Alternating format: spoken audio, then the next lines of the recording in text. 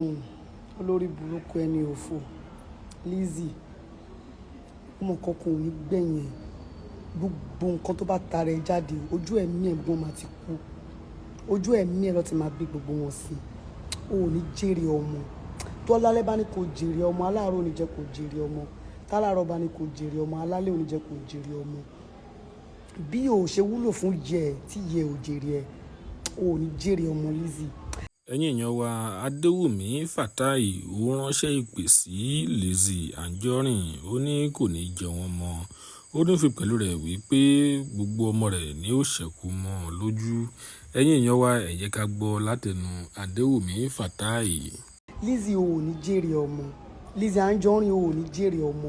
gbogbo ọmọ tó bá bí àtọmọ tó tọ́ àtọmọ tó fẹnu bí àbí tó fabẹ́ bí o ò ní jèrè kankan bẹ́ẹ̀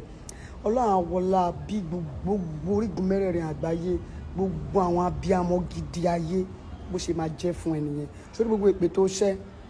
tọmọ ẹni tó bá ní pè tó dẹ̀ lógún kò yẹ kí n bímọ ṣó rántí èpè tó ṣẹ́ 2015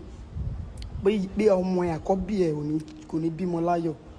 but orí pé mo bí ọmọ yẹn dẹ̀ ń ṣe rere nǹkan kan ò dẹ̀ lè ṣe so má wọrí ẹni èpè ní ẹ ẹni àdánù ní ẹ forbidden fruit ní ẹ ẹni táyé ẹ ti bàjẹ́ tí ò ní ṣe oríire tí bébè wa yẹn àwọn tó ní ẹ máa gbé ẹ̀gbin ni wọ́n máa dọ́ bàtà ọ̀fọ̀ sẹ́nu ọ̀nà ẹ wọ́n máa kí ẹ pẹ̀lẹ́ wá sun ẹkún kíkorò tọmọtọmọ tọkọtọkọ àtolórí burúkú ọ̀fọ̀ abirùn tó fẹ́ ọmọ òfò tó bí abirùn yẹn ó ní jèrè ẹ ó máa ṣánkú mọ́ ẹ lójú ni Florida yẹn wàá gbèsè ni àti first born ẹ àti second born ẹ àti gbọmọ tó bá wù kó bí gbogbo wọn pátápátá ò ní jèrè wọn àmọ́ tó bá ń fẹnu pè ò ní jèrè wọn èyí tó fabẹ́ bí ò ní jèrè wọn èyí tó fẹnu bí ò ní jèrè wọn ìyá ẹ tó tọ́jú tó ń fún pa tó ń fún jẹ fún pa ìyá ẹ yẹn kò ní jèrè ẹ wàá tó kú mọ́ lójú because bó ṣe ń ṣe iye ọ̀nà tó máa pàtàkì kú rè ọkọ ẹ tó fẹ́ jogún ẹ̀yẹn ọlọ́run àfúnṣe arógún ẹ̀jẹ̀ ó ń ṣorí burúkú gbogbo wọn ń wọ ẹran ó ń bú gbogbo èèyàn wọ́n bí lè bó orí burúkú tó ṣe ní 2016 ṣan bẹ́ẹ̀ mi mọ ẹ̀kọ́ jẹ́ kí blogger gbé ẹ torí o lórúkọ nípa blogger fẹ́ gbé ẹ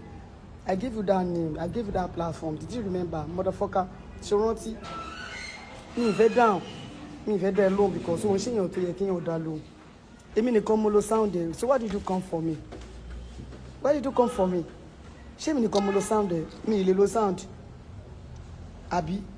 last time ṣé o bí a mú fiẹ́lẹ̀ ni èpè tó ṣẹ́kù lọ́jọ́ kìíní àná continue tó pe mọ́mì mi olórí burúkú tẹ̀ ń wo iṣẹ́ ló pe mọ́mì mi inú oyún